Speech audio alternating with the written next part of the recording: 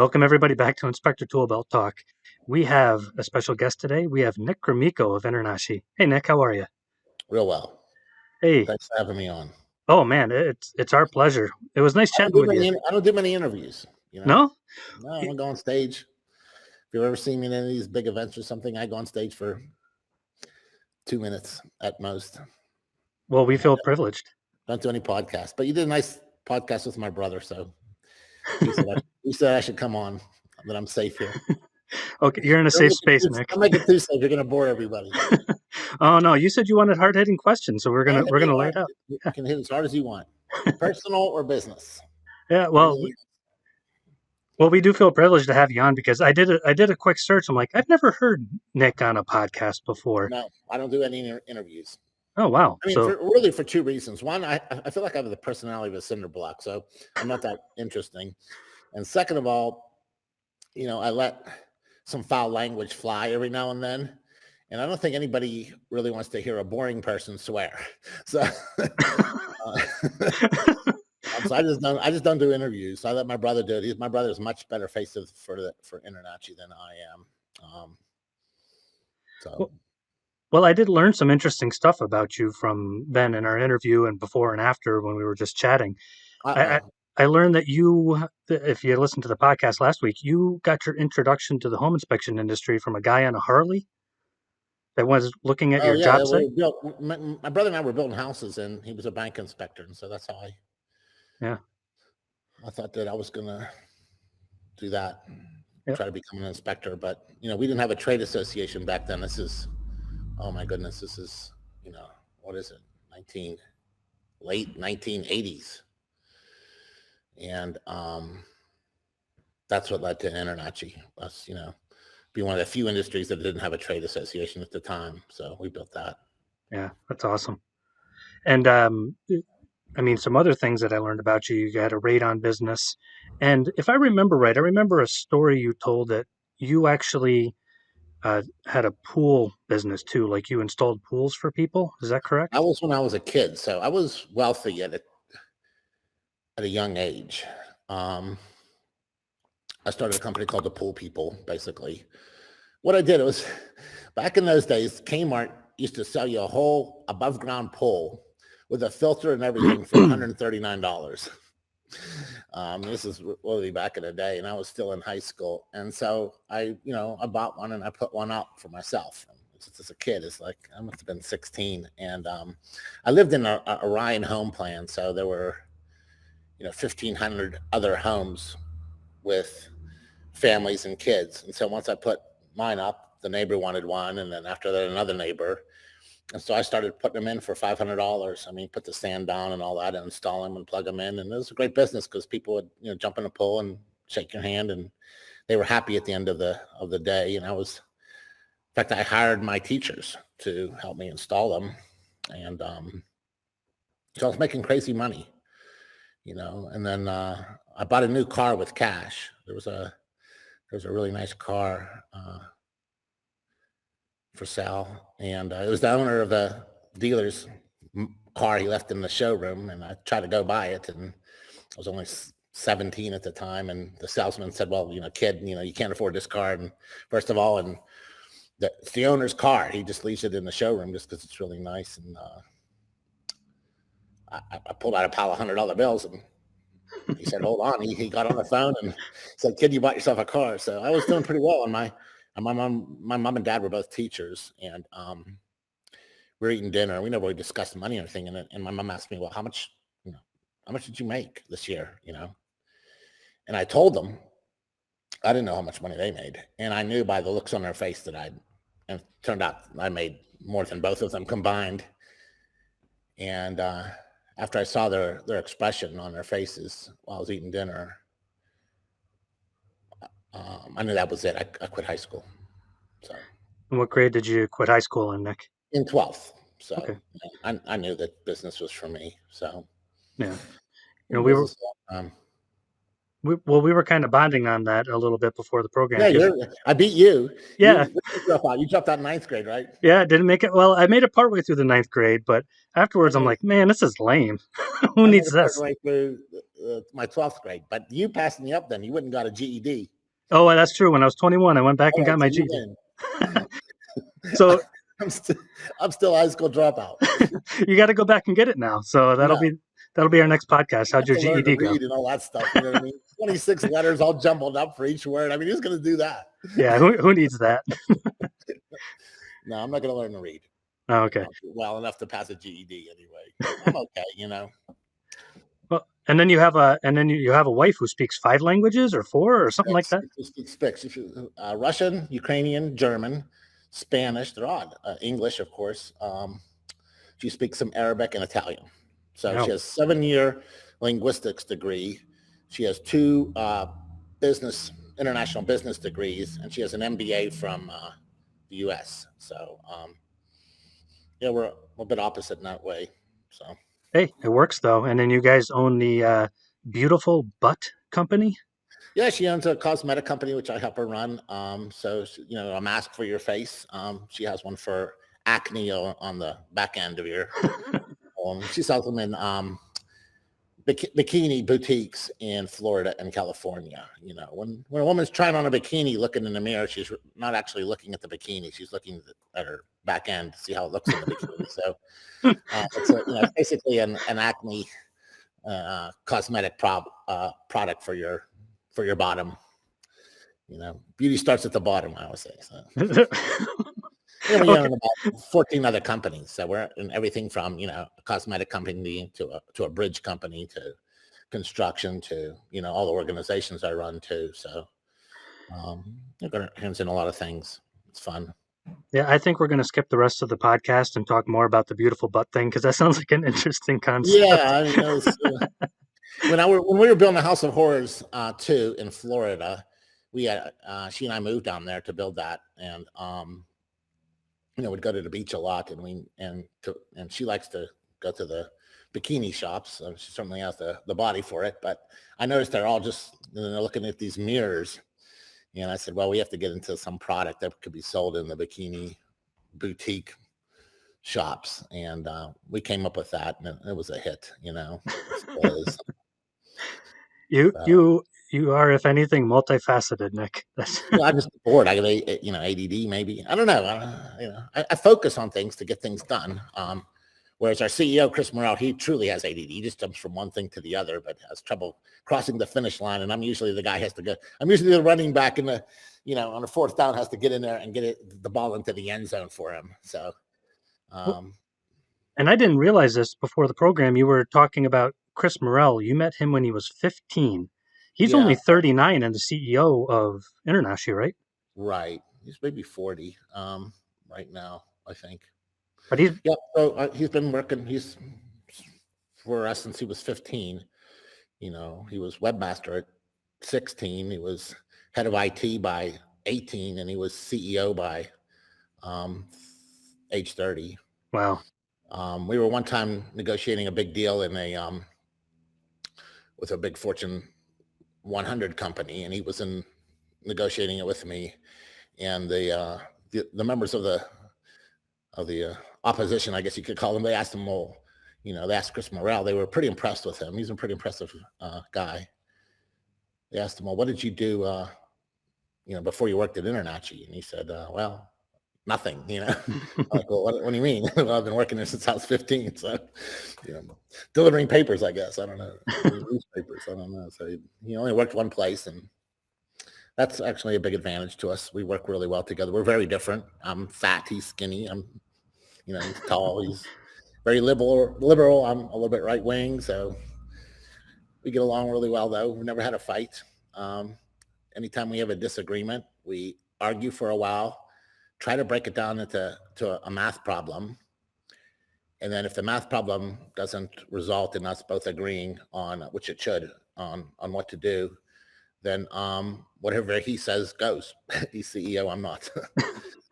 And then my brother's COO. He operates InterNACHI. He runs all the human resources, all the employees, and they both have dual jobs. So my brother has COO and he's head of education for the university. And then Chris is head of IT department. It's a massive website, 280,000 pages long. That's ginormous. Right now, 35 million unique visitors a year. So it's one of the largest, most interactive websites in the world. I think our message board now has 2.6 million posts on it, and all that education. It's all tied up, and interactive with and working with everything else that InterNACHI's doing. And we've sort of become a conglomerate since then. And so he has a lot on his plate at being head of IT, and then he's our CEO, Chris is. And then between Ben and Chris, the two of them got it going on, really. They run a good ship, I would say, and I just try to stay out of their way. Well, I have to say, what is it? 31,000 approximately home inspectors in North America, and the vast majority of them, like 95% or more of the home inspectors, are InterNACHI members. Hold on, I'm going to tell you what they are right now, just for fun. That's a good thing you brought that up. Let's take a look. We publish it in live time at NACHI.org/NACHI-stats. So there's 30,039 InterNACHI members as of right this second. And that's in live time. Again, the site is amazing, From that page, NACHI.org/NACHI-stats, there's a map there. And if you put your cursor on it, you can actually zoom down onto North America, closer and closer and closer, and zoom right in onto the ground to see where all our members are. Most people don't know that is a zoomable map. I don't know if that's a word or not, but it's pretty cool, and it's all done in live time. Just an example of how advanced our website is that we built. Yeah, and we'll put a link to that in the transcription of this podcast so everybody can find it and use that zoomable map. But I would definitely say that those numbers indicate that you guys are not a authority, you're the authority in the home inspection community. Well, proof's in the pudding. You can always trick somebody into joining InterNACHI for a year. You get me in front of them, a good salesman in front of somebody, I can trick them into joining InterNACHI and sucker them into it for a year. But what I can't do is I can't get them to renew after they understand what InterNACHI is and the benefits it has to them. And that's where we really shine. I think we have the highest renewal rate of any trade association in all of human history in any industry. There's only 11 inspectors who quit InterNACHI and still stayed in the inspection business. Oh, wow. That's absurd. So basically, once you join, unless you die, sell, or quit the business or whatever, which happens all the time, but you're going to stay with InterNACHI throughout your career. Yeah. It's that good. Yeah. Resistance is futile. Yep. It is futile. Resistance is futile. So are you also a Star Trek fan then, Nick? No. No. I just like when we were young and starting out, a lot of people predicted our demise quickly. And I said, no, we're going to get the bulk of the industry. I predicted we would have half of it, like NAR. National Association of Realtors has about half of all real estate agents. I predicted we would have half of all home inspectors. And turns out I was wrong. We have basically all of them. So I don't find any resistance anymore. People join us because they really benefit from it. We make them money. They may not like me. There's a lot of people don't like me. It's okay. But when you help a man feed his family, there's always a part of him that likes you. Yeah. And puts up with the rest of the year. So I think that's what's going on. Well, I like you, so that'll work for this podcast, anyways. You're doing good work for the industry too, by the way. You get a lot of compliments every time I hear your name. It's always associated with a compliment. Oh, about you. So. Oh, thanks. I didn't realize people talked about me. That's good to know. Can't say that about me, but I can say that about you. Oh, I could totally say that about you. But thank you, anyways, Nick. But sure. I think that's a good lead-in for our subject here, because what a lot of people are asking is, what does InterNACHI plan to do about the takeover of our industry? And I guess that kind of comes down to when InterNACHI took over, you guys took over with the intent of helping inspectors. I've benefited from it. But I guess the takeover of our industry is a perception that our industry has of itself. Porch has bought quite a bit of industry vendors. which now has its hands in different parts of our industry. AmFam owns HomeGauge, and some other things have been happening. Is that a perception or a reality, do you think, Nick? No, it's a reality, but I mean, let's see what, I mean, I thought at first your question was about InterNACHI taking over everything. Oh, And so I was actually trying to see what we're into, all the stuff we're into. oh. That's the problem with me answering the question, right? So, I'm throwing stones from a glass house, I suppose, I mean.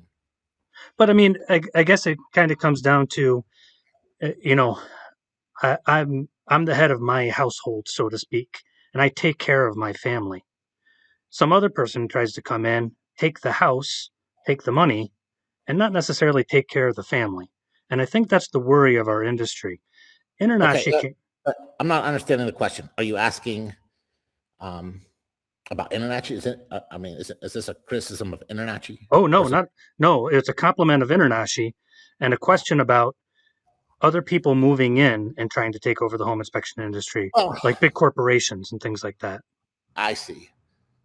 Well, let me. I popped up a page of some of the stuff we're into, so I should probably disclose a few things Yeah. before I answer your question. One, InterNACHI is now a conglomerate, right? It's a global conglomerate. We took over Spree. I think we took over NACHI. Tapria was a friendly takeover in Texas, the largest Texas association. We own the Contractors Association. I just formed IREP, which I'm going to go up against NAR, I Yeah. think, this year. That looks awesome, by the way. We own Elite, so we own the largest book in E&O insurance. We own CCPIA, which is the commercial association, IEC2, which is indoor air, Cozy Codes for Kids, which is basically solely supported by the inspection industry. We have the Will Buy Your Home Back Guarantee. Inspector Outlet, as you know, is in our domain. Inspector Media, unfortunately, my son who owned it passed away and willed it to me. Very sorry about that, We by have the way. print division, print materials. We own Galahad, which most people don't know, but it's a software development company that just works on inspection problems. And Fast Sites for You is one of Ben's companies. BizVelop is ours. That's a company that we own. NACHI TV is our, we've had that since before YouTube.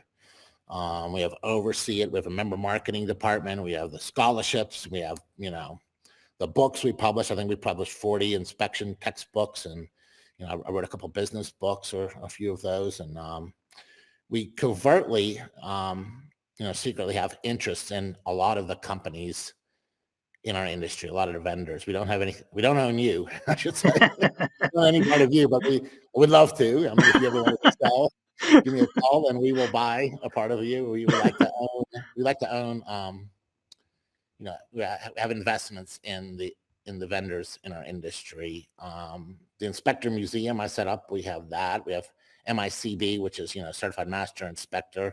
I'm probably forgetting a lot of it, but, it's hard for me to answer a question about, takeover of our industry when I think, it's mostly a criticism that, that's valid of this InterNACHI conglomerate, right? I mean, I'm just trying to do my best. I think, so I don't really look at it as like Porch taking over or AmFam taking over and me trying to play defense against them. It's not like, that's not how I see the chessboard. I look at it as a race, right? So I'm trying to gather up or build, buy, or take over as much of the industry as I can for our inspectors. And I have a long, close to 30-year history of helping inspectors, not anything else. And so I think the inspectors trust me to do that. But I'm kind of in a race with these large corporations who are also trying to, gobble us up, so to speak. Yeah. We'll say that I'm without a doubt, I'm winning that race. So, I mean, I have way more assets in the industry than they do. And they're not buying them for inspectors. I mean, right. AmFam doesn't buy a software company to sell software, and Porch doesn't buy a call center to book inspections. I mean, these are, they have, disclosed and admittedly, other motives. Right. They're trying to help their corporations, right? And that's their job, right? I mean, I think Matt's porch is, he's running a public company. So Mm-hmm. he has a fiduciary duty, a legal duty to his stockholders, to, and it's not doing so well right now, but he has a legal duty to make them money, right? Yeah. And so he has to do what's best for them. He's not here to help us unless it also helps them. I mean, it sounds terrible, but there's no shame in that, right? They're Mm-hmm. not me. AmFam and Porch, and I think there's a private equity firm bought Carson Dunlop. Mm-hmm. Somebody bought A-Hit. Mm-hmm. I mean, they're all just getting gobbled up, right? Right. America's Call Center's over at Porch now. Palm Tech's over at Porch. I think Nathan Thornberry's over at Porch. Yeah, exactly. So I mean, they're grabbing some of our industry vendors. No, there's no doubt. But I don't criticize them for not being me. They're being what they should do.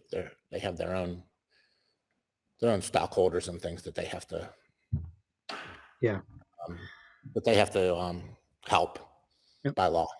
And that's kind of, I guess, what I was trying to say, but maybe not very clearly, is InterNACHI, when you guys take over, so to speak, part of the industry, it's the help, like NACHI, or when you have IAC2, or when you have CCPIA, that's the help inspectors. That's the. I mean, they're very, very helpful. Yeah. I think is very helpful. We as home inspectors are your stockholders that you're helping, and we appreciate it. But they have a different agenda. They have a different agenda, right? And in my for-profit companies, my sole goal in if I can put myself in their shoes, so to speak, my sole goal in my for-profit companies, a bridge company, construction company, is to make me money. So, but so I can understand that that's what, and we should understand that that's what, they're not evil. They're just doing what they're supposed to be doing. Right. I'm in a different situation because InterNACHI's a nonprofit tax exempt org, which I've spent my entire lifetime helping home inspectors. So when a home inspector gives me, $499 in a way, if you can look at it, a lot of people say they give it to me. They don't, they give it to InterNACHI, of course. But, when I go to sleep at night and I'm on my pillow, I don't want to ever feel like, some guy who, worked hard for that $499, and entrusted me with it. Cause that's basically what they're doing when they pay their dues, right? They entrusted me and the InterNACHI staff to produce more for them than the $499 they sent us. And I always want to make sure that I'm really proud that I gave them back way more than $499, and then I can go to sleep, because I would never want to be in a situation like, well, you take like Matt at Porch, where people are investing in his company, they're stockholders, it would be hard for me to sleep. Because I'm not convinced 100% that I could get them a return on their investment. But with InterNACHI, I am 100% convinced that I have, over the years, year after year, I have 34 employees at InterNACHI. They wake up tomorrow, they wake up the next day, and they work 8 hours on trying to help InterNACHI members.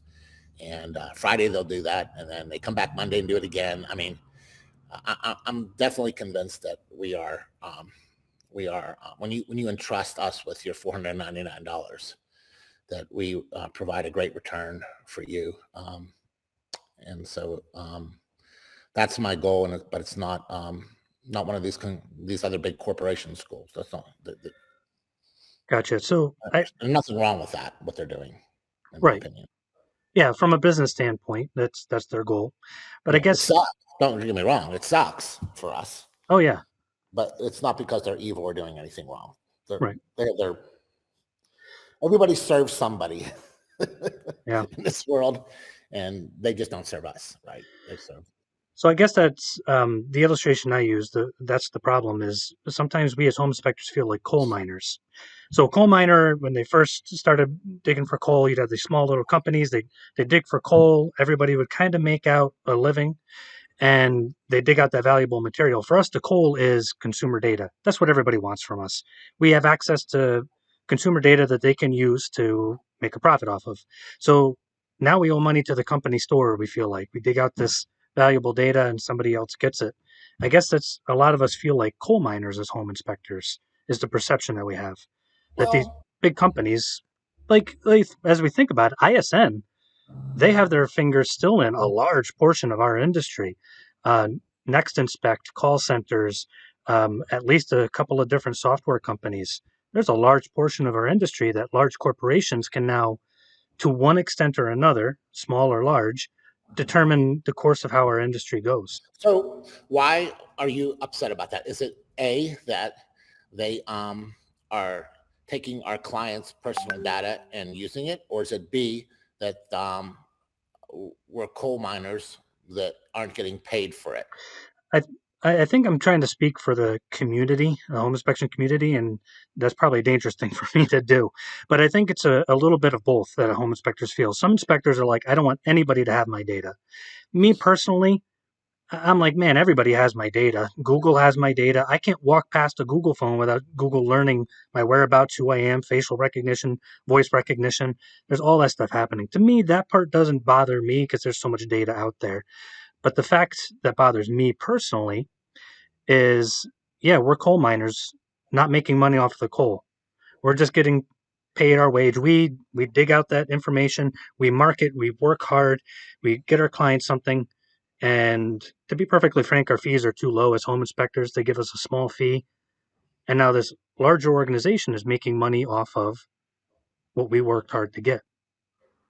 They also kind of tend to determine a little bit, and the perception is the path of our industry.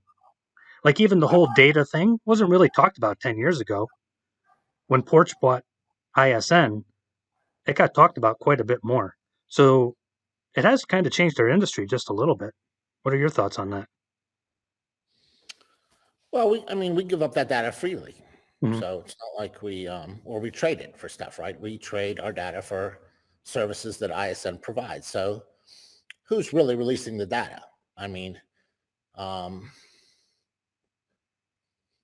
it's inspectors. Inspectors sell or trade their customers' data all day long. So, I mean, if that's the issue, then, we have to point to ourselves, not to somebody who's willing to offer us something in return for that data. And once they have it and they've given us something in return for it, it's theirs. And then we probably shouldn't complain about how they use it either, right? I mean, Chris Morrell once said something pretty good, which is that, I was complaining that Facebook deleted some of my stuff or something. He goes, he doesn't go on Facebook. He says he doesn't have a Facebook account. And he said, Facebook doesn't have any power that we don't give them. That's true. So, I mean, they can't take away they can't block your post unless you made it, the post, and gave it to them and put it on their platform. So it's the same thing, I think, with data. We give it away to these companies or trade it or sell it. Yeah. And so that's really us that we should be complaining about, Gotcha. And that does make sense because a lot of these are opt-in programs. Like, hey, we'll pay for your NACHI buyback, or we'll pay for your dues here or right. something, and you allow us to contact your clients afterward. And you might want to look at who, I wouldn't give the data to everybody. So maybe you should be, should think about who you're trading it to or selling it to, right? So, you take InterNACHI, for example, with the amount of traffic we get, one thing you won't find on the InterNACHI website is even a banner ad, right? Mm-hmm. We've never sold any advertising at InterNACHI. You can go to our message board, there's no pop-up ads, there's no banner ads, there's nothing. We never took $1 in advertising, even though we're offered, millions of dollars. Could have milked it for how much? I remember Home Advisor years ago offered you guys money to advertise, right? It was insane amount. They brought their VP in for 2 days. It would have ended up being 190 million over 10 years. Oh my goodness. Yeah, so 90 million was more than our entire conglomerate was bringing in gross at the time. And when it was done, it's very tempting, right? So, but at the end we said no, because I think we always wear a home inspector's hat. If we treat home inspectors like gods almost, they just anything they want, let's get it for them, and don't do anything to harm them. Treat them almost like gods. Then we also have to turn down all that advertising money. Well, I do respect I that. think inspectors have to do the same thing. They have to think about who they're giving their money to. If they give it to InterNACHI, they're safe. I'm not going to harm them. And if they come to InterNACHI's website and they see us talking about a vendor or a product or a service, again, they can be pretty assured that we're speaking from the heart and not because someone is offering us thousands or hundreds of thousands or millions of dollars in advertising fees. Right. I've never taken a penny. Even all these deals I cut for members, and you can, inspectors inspect for a living, so they're going to find it out anyway. I've never taken a penny on any of these deals. I don't get any money off Ford. I don't get any money off Owens Corning. I've done great deals with all these. It all goes to the InterNACHI members, and I think they know that by now, so they trust me. But maybe they should think about who else they trust. I'm okay with Porch, and I'm very, very much okay with HomeGage and AmFam. Mm-hmm. I find them, they're a mutual company. I find them to be very honorable in dealing with them. So I don't feel that threatened by American Family Insurance. And Porch, I know what they are, so again, it doesn't frighten me too much. I know what they're trying to do. They're not trying to become InterNACHI, so right. So I guess they're not trying to harm inspectors or our industry. They're trying to make money. Right. So I guess if I could sum up in my own mind, what InterNACHI plans on doing about the quote unquote perceived takeover of our industry is a race, is to win that race, to beat out all these other corporations. I'm already winning, and I'm watching over and over and over. I mean, I have everything that my members want or need. And they're and there's still vendors that are providing you, for example, that are providing great services. So I don't need to go into those spaces. I have the best reporting software on earth. InterNACHI, we won't release it because right now we have enough software vendors out there. And they're doing a good job. They're doing a good job in support, and I don't need to release software, take on more support staff, because it'll be very popular for a number of reasons. One, it's great. Two, it's InterNACHI, so we have all the inspectors anyway. And three, it would come with that 4-letter F word that I like so much, free, And so it would immediately be number one. But I'm not going to do that.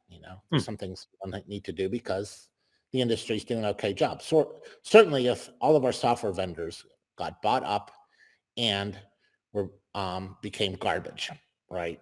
Mm-hmm. And inspectors were saying we just don't have reporting software. Yes, I would go into it. That happened with insurance, by the way. So with insurance, because insurance really wasn't. We didn't have it in our industry. I'm the only insurance company in the industry. We're the only one. Everybody else is just schlepping another underwriter's product. I'm the underwriter. Mm-hmm. So if you were to get sued right now and you had InterNACHI's insurance and you wanted to talk to the underwriter, well, you can't from any other of the insurance companies. They're in New York somewhere wearing a 3-piece suit, and they'll sell you. They'll just settle for your deductible and call it a day. Well, that doesn't happen that's why I had to go into the insurance business, because we didn't have an actual insurance company. We just had insurance salespeople and companies that sold other people's products and were beholden to those underwriters. Well, you don't have that anymore. You can just call me on the phone. My phone number's published, and if you have a problem, I'm not gonna settle. I'm gonna fight for you. As you know, I'm pretty good at winning in court. I just won another 7-year war with a patent troll trying to stop us from using infrared cameras. Yeah, I've been following that. That was an interesting one. It was one. scary because I lost. The first time they sued me and I lost. I lost in a court in Mississippi. I lost $600,000 judgment. And in Mississippi, the way it works is if you want to appeal that $600,000 judgment, you have to put up 1.25% of the entire judgment. Oh, wow. And give it to the court. So InterNACHI went to go get a bond, and it's like 25%. You lose the bond even if you win, right? The bond's gone. That couple $100,000 is gone. So I just put up the whole $784,000, appealed, went back in, and I won. I won, unanimous win. So that Nice. was nice. I got all my money back, and then my lawyers just recently got all my interest back, 20-some thousand dollars on the money. It sat in there for a couple of years.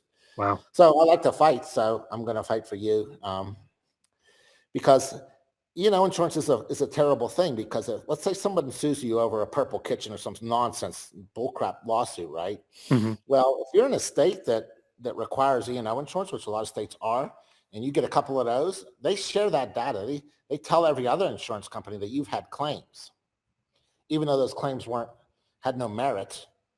It still blemishes your claim history, right? Mm-hmm. So you get a couple of them, and your rates go up on your premiums, or you can't buy insurance at all. You're out of business. Either you can't afford it or you can't get it. You're out of business because the law makes you buy E&O insurance. The law makes you go to a private company, right, and purchase their product. So it was really important that we started our own air and emissions insurance company, so that inspectors who get unlucky, like a great inspector, all of a sudden, I am getting sued from 20 years. All of a sudden, he gets 2 lawsuits in 1 week. We had that, you know what I mean? Both of them had no merit. It was ridiculous lawsuits. Had I just settled both of those, he would look like to every other insurance company like a bozo that they shouldn't pick up. Mm-hmm. And he may have lost his career. So, I mean, I went into the insurance business because we had to. That we didn't have a company in the industry, but we have software companies. And I think they're doing okay, so I'm staying out of it. So I find that very interesting. It's going to keep us as software companies on our toes. Say, hey, if we don't keep up the level, Nick is going to release the world's greatest home inspection Well, software. it's not so bad. I mean, I think it's very good that there's competition, and that it's very good that people who are providing a product. I mean, InterNACHI provides a zillion products and services, that the people for providing it are trying to do the very best they can relative to all the competitors. They want to be number one. Everybody should be trying to be number one. Mm-hmm. And whoever loses, inspectors win.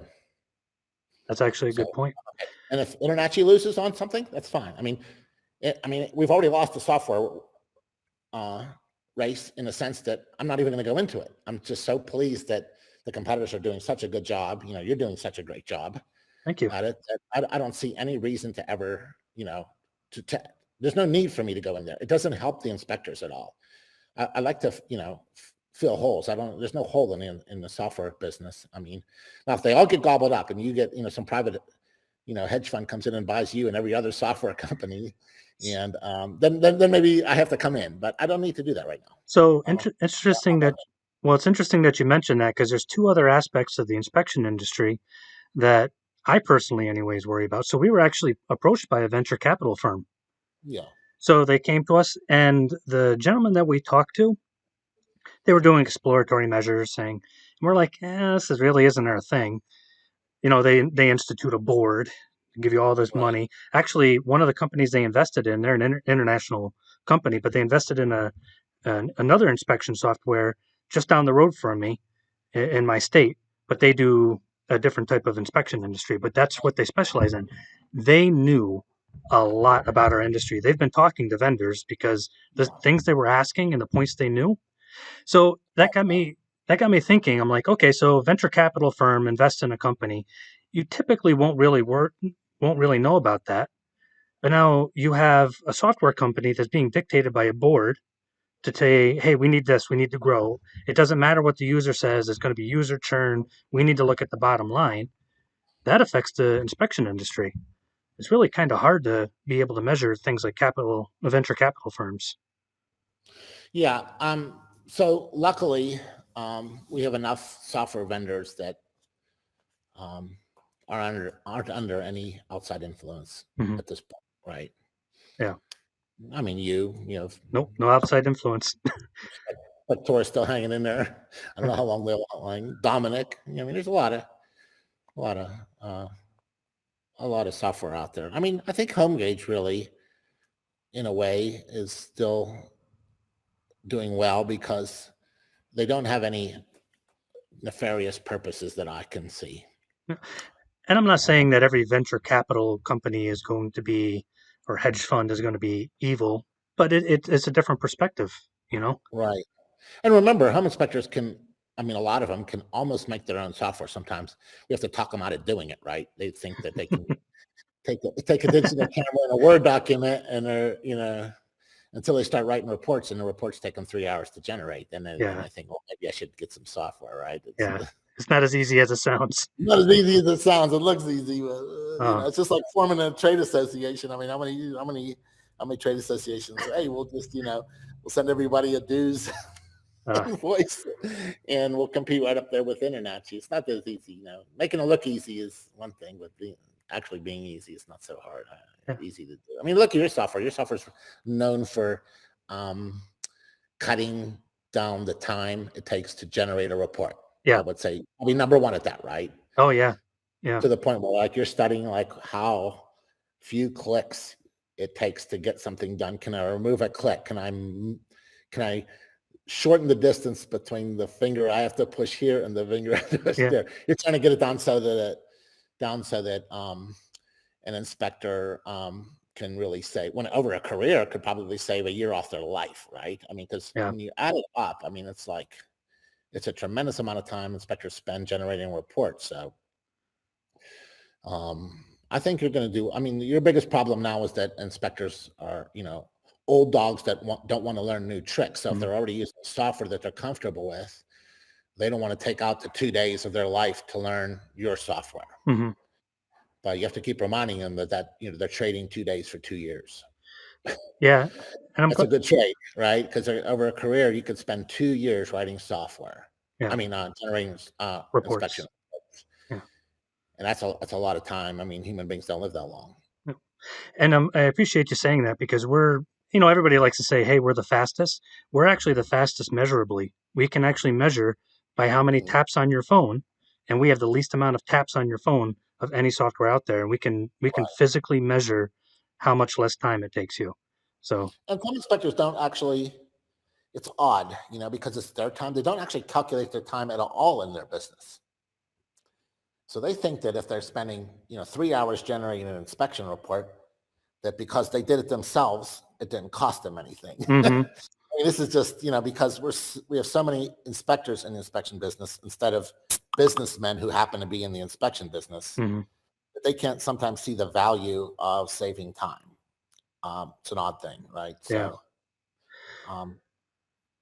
it's not time for you, but you have a great product, so I think you'll do well. Oh, I appreciate that. I'm not gonna start figuring out how many clicks I can reduce our software by. It's not my thing, I'll send you an infographic, because you actually gave us a suggestion to make an infographic, so we'll make one for you, so to show the number of clicks. I mean, you should probably have some data to back it up too, so it's not just like blah blah blah. You know what I mean? Oh yeah. You could probably calculate it for inspectors doing 250 inspections a year or whatever, and you're saving them 40 minutes. Add it all up over a 10-year career and see what that comes out to be. When I said a year, it's probably I haven't done the math, but it's certainly months of time. Oh yeah. Yeah, we have the data. It's just presenting it in an infographic. So that's a fantastic idea that we're actually going to do. I do have another question, though, about our industry. Remember years ago, Nick, when the management companies kind of took over the appraisal industry? Yeah. Yeah. Do you think that could happen with companies? And I'm not saying they're bad. I'm not saying anybody's bad, actually, out of any of this. But like companies like Inspectify, and there's a couple of smaller companies out there that are doing something similar. Do you think that is paving the way for management companies to do the same thing to inspectors? No, it's just because it's too localized. So one of the reasons I can't do, I can do a home inspection here, but I can't do one even 50 miles away, is not just because of the distance. It's because of I can't get the marketing going in that area, right? Real estate agents, buyers, and everything, where you live matters. It's hard to nationalize stuff like that. It's very difficult. Some people try, right? But they've been trying for years. I mean, think about Angie's List, and I mean, the ones who try to do contracting, Porch. What's that other big company? I can't remember. They're down the road from me, Golden, Colorado. And the Home Advisor, which are they're Angie anyways now. So or Service Magic or something before that. I mean, there's a lot of there's a lot of effort being put into trying to commoditize and take over contracting or repairs, right? Small repairs and things like that. No one's been able to succeed at doing it. It's very difficult. First of all, well, if you ask my dad, right, he's in his 80s, right? Hey, Dad, if you were to have a leak in your sink underneath your kitchen, okay, who are you going to call? He's not going to say Home Advisor or Porch or Angie's List or something. He's going to say, I'm going to call a plumber. And I know a plumber, right? And even if he doesn't know a plumber, he's going to look for a plumber. And so that is so powerful that it's very difficult to intercept that work. Now, if it's hard to intercept it when your sink is leaking, it's hard for these companies to come in there and intercept that and send their own people out. It's really hard to do with inspections because, people are going to call a home inspector and they're going to look for a local one. I mean, this is why I'm against 800 numbers. Oh yeah, I don't like 800 numbers. Yeah, I want the exchange that shows people I'm here. And in my inspection business, when I ran it successfully for 5.5 years, I probably spent more time and effort marketing to my existing clients than any other inspection company. Every inspection I did, I made sure they had our now book, my face was on it, customized material. I would ask at every inspection, I'm glad you're happy with the inspection. Do you know anybody who's buying a house who might need me? Well, my daughter's thinking about buying one in 6 months. I said, take this, take that, I'll send you some more stuff. How about a coworker, anything like that? If you can get, an additional inspection out of every, on average, out of every client that you've done an inspection for, and that's only one. That's one recommendation, right? You basically, if you can do that every year, and sometimes you'll get 10 out of somebody, right? They'll refer you. But if you can get one out of everyone, you've doubled your inspection business in 1 year. Well, if you know that story about the king and the rice. Pieces of rice. Yeah. By year 2, you've quadrupled it. Just by simply getting all your, by simply deputizing all of your former clients into being a mouthpiece for you and to recommend you. And to do that, to make them all salesmen, those salesmen need products. And those products are likely printed products. And so people like to say, well, print's dead. I'm do everything digitally. Nah. I would produce printed products. I produce, we produce a lot of books. We sell millions of them because books go on shelves in America. Try to get an American to throw a book in the garbage. It's almost impossible. Their hand won't do it, right? So I think it's really important in our industry that we keep working on our existing client base and working it hard. Yeah, so I think my takeaway from what you just said there is we need to make sure that we are taking over our local market because I think about someone else doesn't. Yeah. Well, so as a good example, my parents need their lawn mowed regularly. Finding somebody to mow a lawn is near impossible nowadays. My brother and I called every landscaper that we could possibly find, every kid down the street, everybody we knew. I ended up having to go to an app that it's called Plows and Mows, and I had to order one online. So my market forced me to get an intermediary. Yeah. So we don't want to do that. We want to hold on to our markets, right? I did an inspection one time for a couple, and a couple of days later, I saw them in a grocery store, and I was coming one way down the aisle, and they were coming the other. I just done an inspection for them a couple of days ago, and they had this funny expression on their faces. They're looking at me real weird, like, I'm like, what's going on, And they came up to me and said, we know you from somewhere. We just can't think about where we know you from. I said, I just did your inspection 2 days ago. They're like, oh, yeah, hey, what's up, So I realized right then, if my own clients can't remember me 2 days later, it's really my duty to get them books and printed marketing material and brochures and everything and pound them with stuff so that it sticks to their bookshelf so that a year from now, when they want to recommend me, they can say, you know what, I can't remember his name. Saw him in a grocery store a couple of days later after he did my inspection, did a good inspection, but I have his book. It's on my shelf. Let me go home and get it for you and give it to you. So And always be asking your clients if they need more material to pass out for you. There's nothing like getting printed material from somebody you know and their recommendation. Mm-hmm. Yep. You have to hold on to our market so that big companies don't come in and take it all. Yeah. Same with restaurants, right? If we keep buying from McDonald's, that's all we're going to have in 10 years, right? Yeah, and I'm not a huge fan of McDonald's. I do like their coffee though. I like the coffee. That's it. It That's is. all. That's what it stops. Though.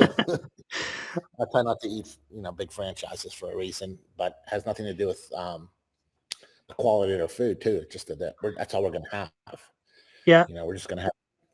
Thank God it's Fridays everywhere, and that'll be it. We'll be done. McDonald's, Burger King, thank God. Thank goodness it's Friday, whatever. TGIF, and that's it. We don't want that. So those independent restaurateurs are just simply like our independent home inspectors. We should make sure that we're holding on to our client base with two hands. And I kind of agree with that, because I don't think companies like Inspectify, management companies, are going to come in and take over our industry, because I've never seen a more competitive business than home inspections. For every agent, every person, every website, there's 50 others in any given market that are fighting tooth and nail to get that business. I have to disagree. Okay. So I think there's a lot of inspectors, don't get me wrong. Yeah. But if you drop me in a parachute, let's say you blindfolded me and put me in a plane and gave me a parachute and flew me somewhere and dropped me out of a parachute, and I had to pull a cord and I landed in that town. Mm-hmm. In 30 days, I'll have all the business I want. I'll just take everything away. And you could have 1,000 inspectors in that town. 994 of them are going to be not going to make it. I'm going to take all their work from them, and a few of them, I'm going to take half their work, and then I'm going to have all the work I want inside 30 days, maybe as quick as 3 weeks. Mm-hmm. So I just have programs and systems. I systemize all my marketing. I don't do any relationship marketing. I never did. I certainly didn't get 30,000 inspectors by running around like a fool with a bowl of chocolates and putting them at every home inspector office and shaking hands and smiling and trying to get home inspectors to join InterNACHI because they like me. Mm-hmm. I have no idea who the president of McDonald's is, or if he's a nice personality or not. I just don't believe in relationship marketing, and that has served me well. Relationship marketing works. That's the problem, but it caps you. Mm-hmm. You can't get so far with it.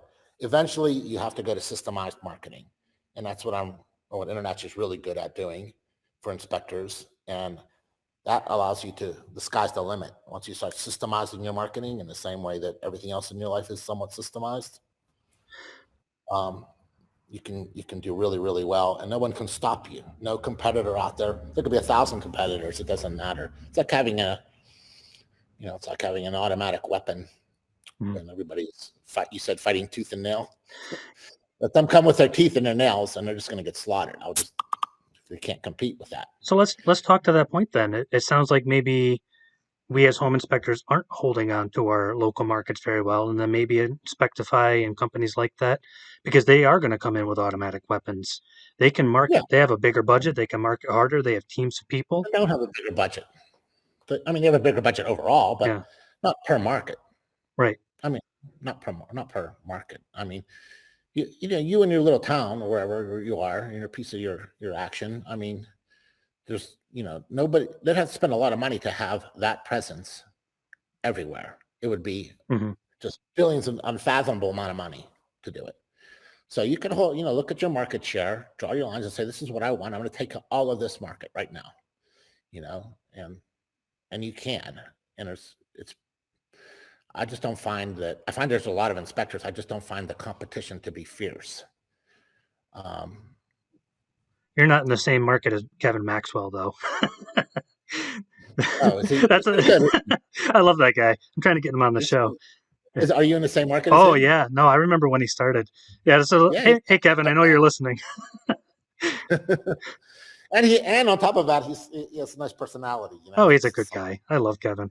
So he has a relationship marketing going too for him. Yeah. That's not to say it doesn't work. It's just that, you can't rely on it solely forever. Yeah. So, but I don't know. I know there's a lot of inspectors that go in, but there's a lot of inspectors that go out. I mean, if you watch the NACHI stats, I mean, there's like thousands that go into this business and thousands that go out. I mean, a lot of them go out of business before they go in. Yeah. They don't even order. They don't even get their business cards ordered. They're out of it. They said, so. Yeah. The House of Horrors probably dissuades or our online courses probably dissuade more inspectors from going into business than anybody, because they join NACHI, they struggle through the first 2 or 3 courses and they're like, oh wow, I have to know a lot about a lot, and they leave. They're gone. We can see it on our computer screen. People going into business, and then just fading real quickly when they realize how much they have to do and how much they have to know. Yeah. But that's not a competitor that I'm worried about, or someone who's just peddling around, or someone that doesn't do any marketing, has no business sense, won't read any of my books. I mean, that guy's going to get crushed. He'll steal a deal now and then, right? He has some realtor who's married to his sister or something like that, or he can get a job now and then. But they're not going to be much of a problem. Look, there's a lot of people know how to cook, right? Mm-hmm. Cook great spaghetti and meatballs or whatever you want to do, but there aren't that many great Italian restaurants. It's different. There's a difference between having a skill set and running a business in that industry. Mm-hmm. And that's one of the problems. That is what our industry is guilty of. It's full of home inspectors, not businessmen who are in the inspection business. And so that's bad for our industry, but it's also good for the businessmen who are serious, because their competition is just so weak. Mm-hmm. In my opinion. So that leads me to just one last question that I have for you. So I remember years ago, it's not all about data and everything about the quote unquote takeover of our industry, but going back to the data point and going back to Porch. Years ago, when Porch first bought ISN, you bought shares in Porch, and then you eventually gave it to the CMI board. Is that how it happened? So they were given to me. They were given to you. Do you still have them, or? Mm-hmm. Oh, okay. So I think it's probably good move. I mean, nobody just gives you something out of the blue. I think, Porch was trying to, make sure that I didn't come out against them too hard. Maybe they thought that would help. I don't know. Okay. I mean, as you can tell from this interview and anything else I've posted, I mean, I don't pull any punches with anybody. I tell you, if you like, I mean, it makes no difference to me, but I always just immediately, get rid of any conflict of interest I have. I don't take advertising. I mean, there's people who've offered to pay just for me to wear a hat for a year. I mean, it would have probably, like, they've offered me you'd be a model. Enough money to buy a small house just to wear a hat at everywhere I go within the industry. And that's a lot of money, right? Because I think, but as you can see, I don't have any, advertising. Yeah. So I try to get rid of the conflict of interest and try not to get myself into any of them. It's very tempting, and it's always opportunity, and everybody keeps offering it. I mean, everybody offers NACHI millions of dollars. Yeah. There's so many ways we could have monetized this thing. It's ridiculous. And we haven't yet. I guess you all should start worrying if you see a banner ad go up on NACHI's website. You can say, well, they finally sold out, or they started to, you know what I mean? Yeah. Started down that road, but it won't be in my lifetime. Nice. And I believe you. Yeah, and I believe you 100% on that. I've been part of NACHI for many years, and I totally believe you on that. And you've talked before too about even using the political system if anything really got bad. You said legislation is what you brought up. I've been able to change all the legislation I wanted the way I wanted it almost everywhere. So I guess I'm not, it's not that I'm a really great lobbyist. Lobbying isn't very hard. It's not very difficult. I mean, you make your case to the right people, and that's it. I mean, maybe it's also easier now that NACHI is the only trade association left in the industry. Mm-hmm. It's, I mean, nobody really writes legislation anymore unless they call me. Mm-hmm. I mean, there's no legislators out there, creating some crazy legislation that don't call me first, and if they do, I call them and they call me right back. I mean, so NACHI is so dominant that we have this big advantage now that there's only one trade association left, that we have a unified voice, and a lot of the percentage of the industry in one place. And so no, we don't have to worry about that, I don't think, anymore. I mean, every now and then we get something crazy, but I'm able to fix it, as you can see on the message board. So what do you guys want? And I go back and I get the legislators to fix it. It takes a little time, but it's not that bad. In a couple areas I've had to sue. So I sued the governor of Kentucky, I believe recently, 2 years ago, for trying to make inspectors buy I think it was $1 million insurance policy to do a radon test. Oh, wow. And so I sued the governor for enacting that bill, and I mean, they reversed it. Well, they don't, but I called first and asked them to change it, and they didn't change it, so I sued them. What do you want me to do? I can't have inspectors going out and trying to buy $1 million policy just to do one lousy $150 radon test. It can't be done, And the argument was it was going to hurt the consumer because you're not going to get anybody to do these radon tests, and radon kills people. So I mean, I had a great argument and I had a great lawyer, so we won. I think I've sued probably 3 sitting governors now. Oh, wow. Over bad legislation. Won all of them. I mean, most of the time the lawsuit doesn't have to even be filed. Last couple of lawsuits I got against builders, I didn't even file them. I just generated the lawsuit. Our lawyers sent them the lawsuit, said, we're going to file this. And I got what I wanted real quick, right? So, yeah. I mean, the only really battle that I really had a long time was EBPHI still hanging in there. I think they're coming along. NACHI, of course, loves to spend all its members' money suing me. They lost, I think it's now they're 9 times in a row. Oh, wow. So I beat them again recently, which was nice. I mean, it's like, Floyd Mayweather, I guess, but there aren't many of them left, I mean, I don't think there's any NACHI members left. There's a few, but not many. So I think the industry is much better than it was 10 years ago. I mean, NACHI still had a couple thousand members 10 years ago. I don't know what they're down to now, but I'll never even run into any of them. And so now that we're all just unified under one family, I guess you could call it, it's much easier in terms of legislation to get things done because, we have one voice. And when I can't get it done, a little threat helps, and a little politics sometimes helps. Remind the governor that, people aren't going to get radon tests if you do this and they're going to die of lung cancer. Mm-hmm. You don't want that. So, lobbying is just a lot of convincing the right people to see it your way. Mm-hmm. And I've been pretty successful because I haven't spent any money on it, really. I mean, I don't think I've given out $10,000 in donations in my lifetime. I've got all this legislation to go our way, just based on strong argument. Yeah. So I guess that's pretty reassuring to me as a home inspector to know, okay, listen, if things get too far, if we really do become coal miners, that at the very least you can even handle it at that level. Yeah, if I had to pass legislation that prohibits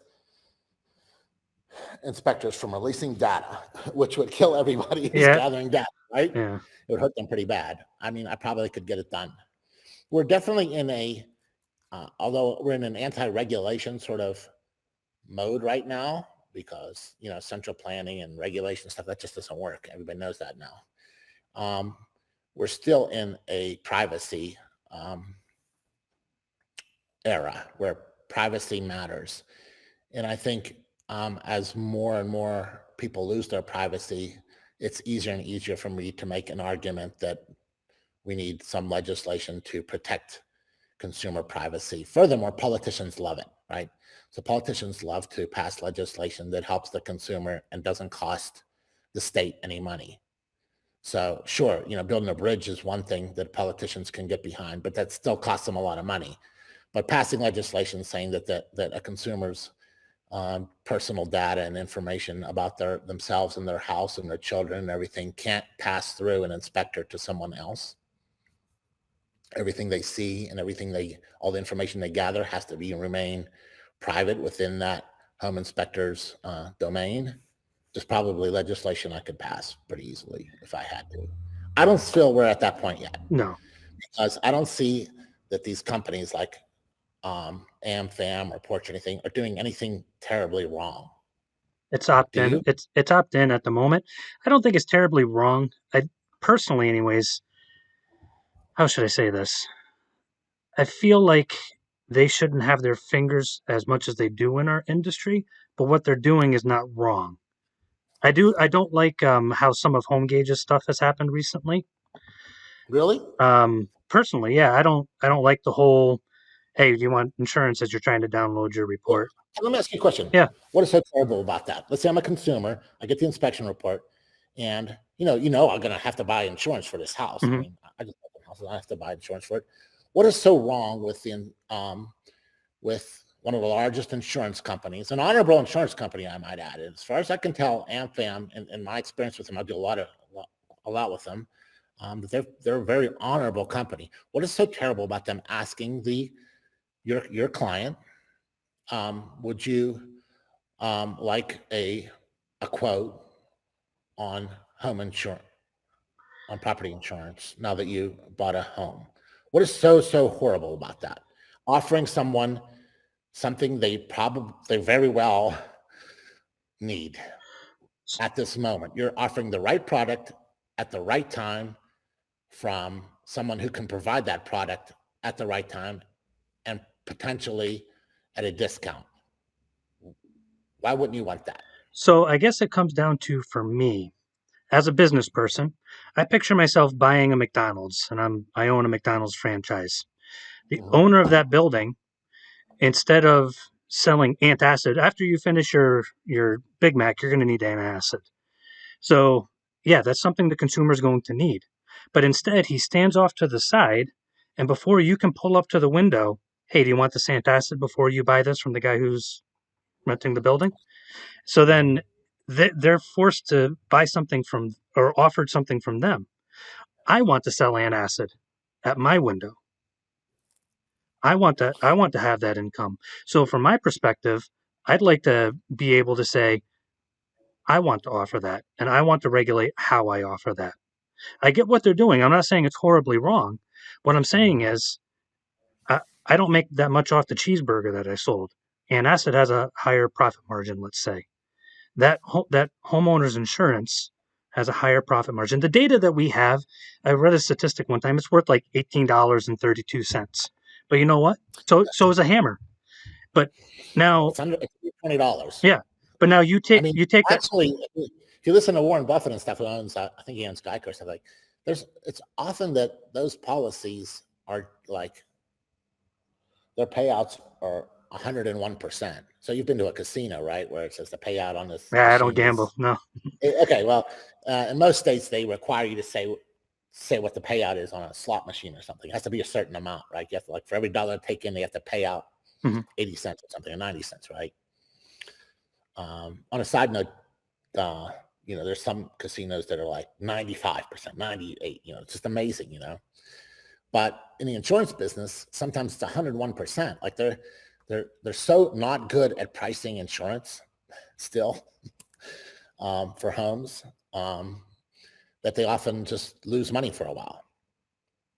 Or if they're trying to buy a market, they certainly lose money, right? Hmm.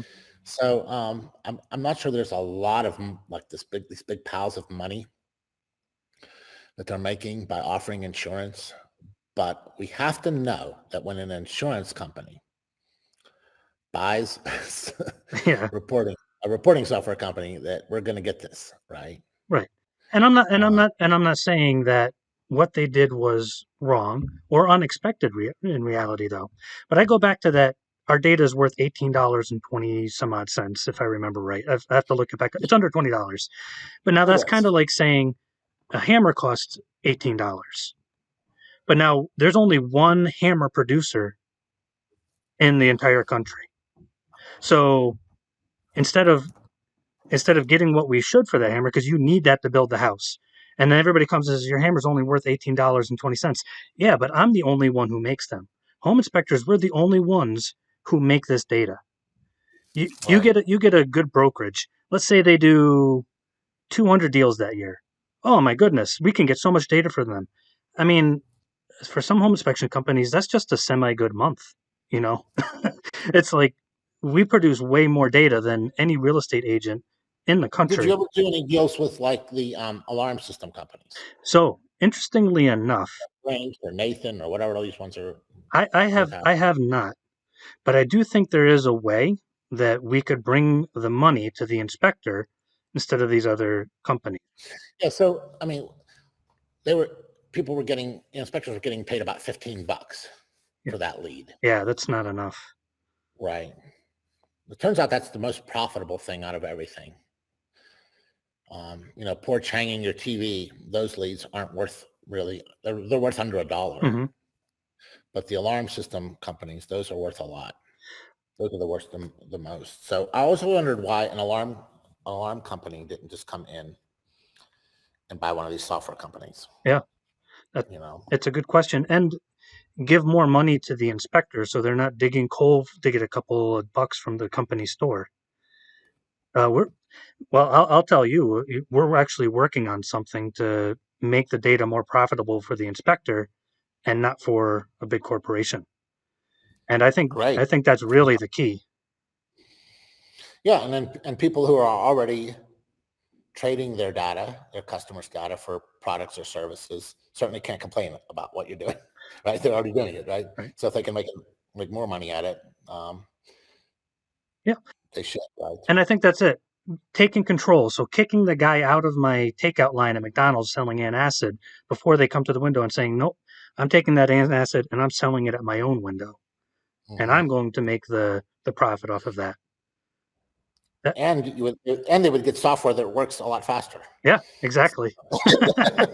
Exactly. Yeah, hit the nail on the head. I mean, in the end, it's all about, because everybody always asks me about marketing and stuff like that. In the end, you definitely have to have a great product. You have a great product, so I think you have an advantage. You know what I mean? In the end, if your product's really good, it's just so much easier. And it's almost impossible without it. You could market till the cows come home. I know a lot of people could criticize InterNACHI early on. It's just just a marketing machine, tricking inspectors into giving them money and all that stuff. But in the end, we ended up with great products and services for inspectors. And if you do the same, I think you'll win as well with your software. And I like this idea. Whatever you got coming up, though, maybe I could probably predict what it's going to be. Where people who wish to purchase the data bid against it. Bid for it. Maybe we could talk a little bit about that. It's actually an interesting idea. I think you'd love that idea. It seems like right up I your would like alley. that idea. So basically, you're gathering data, but it's only in the same way that you remember how you have to bid on like I think it's for contractor leads and this and that stuff like that. I mean, putting things up for bid makes sense because you allow market forces to decide what the price is, and then you're getting a fair price, right? Yeah, and there's an element of it And that's like that. Everybody's getting the right thing. The free market is completely free, right? The seller's getting the maximum they can get, and the buyer is getting what they're willing to pay for it. Nobody's getting tricked. Yeah, that's not the whole kit and caboodle of it. There's an element of that in there, but yeah, it's definitely going to be pretty I've awesome. always told inspectors they could probably put some ads on the back of their reports, and nobody's going to complain. Yeah, that's sort of I guess a mini version of using the products and services that are out there in this world that your client might need, right? Mm-hmm. On the back of it. Well, you take a lawnmower, a landscaper ad, right? I mean, that might be a great place to put it. I mean, I recently bought a rental and, my door is full of all kind of cleaning companies and landscaping companies. They're just stuffing, things on my door to try to get me to call window cleaners and everything, right? So you could see that there is, it makes sense, right? If people are willing to put those at the door of that house after I bought it, it must be because some people call them. And some people call them because they need them. In fact, I called one of them. So I called the window cleaner. I'm not going up 2 stories washing my windows. So, that might be a sort of something that could be done by your software company that really would provide some second stream of income for inspectors, and they could use it. Yeah, and however the our little secret plan here is going to pan out, that's really what it comes down to. Is a home inspection is a dead end product. We provide it, and that's it. It's not like we go in and we say, okay, now every year. I mean, that would be great, but that's a really hard product to sell. Annual maintenance Right. inspections. So really, we do a home inspection. That's it. We try to get a Yeah. referral. That's it. How do we get residual income from that one inspection? How do we make another $350 6 months later? How do we make Right. another Talking about $50? homeowners insurance is a residual product, right? They just keep renewing. Exactly. Renewing. Yep. And I mean, who uses their homeowner insurance policy? Almost never. yep. And companies like Porch do really well with their close rates on selling homeowners insurance. Yeah. They have a very high close rate. But now you sold that data to them. You sold that hammer. We're the only one that can make that hammer to them, and they built $1 million house. Why aren't we charging more for the hammer? Over and over and over. Yeah. Yep. Yeah. So the data, it's important to our business, and it's the way that we can make residual income. But I think we should save that for another podcast. I mean, this has been a fantastic podcast. Because we're going to get opposition within the. You're going to get opposition. I don't. Oh yeah. I don't have software to sell, but you're going to get receive opposition within the industry. Oh yeah, totally. But I want to do like you. I want to do what's best for home inspectors. You know, if we're making 80 grand a year and killing ourselves running a business, not charging enough for a home inspection, I mean, it's a good living, but it's not going to push you forward in a business. How can I make that easier for home inspectors to have a business on top of just making, their living? There are two very sad things about our industry. I mean, the first is that people only buy homes once every 7-10 years or whatever. Yeah. So it's not like when I do a contracting job, it's not even a month later they're calling me for the next thing they want done. Yeah. That's not true in home inspections, I would say. The other sad thing is that with no extra brains, training, education, wisdom, street savvy or anything, real estate agents get to our shared client just ahead of us. Dumb luck. Yeah. So it's just surely dumb luck that some real estate agent that our guys are carrying bowls of dark chocolate over to their office to try to smiling for them or whatever, trying to kiss their butt to try to get some work out of them. It's not that agent has done anything brilliant. All that agent did was they got to our shared client just a split second before we did. So they get to recommend us. If we could just get to the client a split second before the real estate agents, then we're going to be eating a lot of dark chocolate. Is that because real estate agents are going to come to us for those leads? And is that the IREP idea? Yeah. Yeah. I'm really looking forward to see how that turns out too, Nick. When I first saw that, I'm excited. I'm like, oh man, because NAR, it's kind of like, okay, well, that's a different podcast. Nobody likes NAR anyway. I was a member for years, so yeah. We'll see what happens. You know what I mean? But I think that second, problem that we have in our industry has to be solved. It's not our fault that someone just got to our client just ahead of us, and now we have to go around and market to those real estate agents because they know who is about to get an inspection just before we do.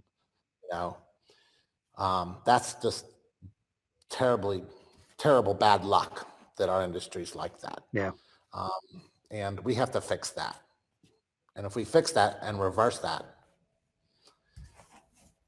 everything changes for us. See, and going back to our opening discussion, that's why I like InterNACHI, quote unquote, taking over the industry, because that's what it does for us. It does good things. You guys have us in mind. We're your shareholders that you're helping.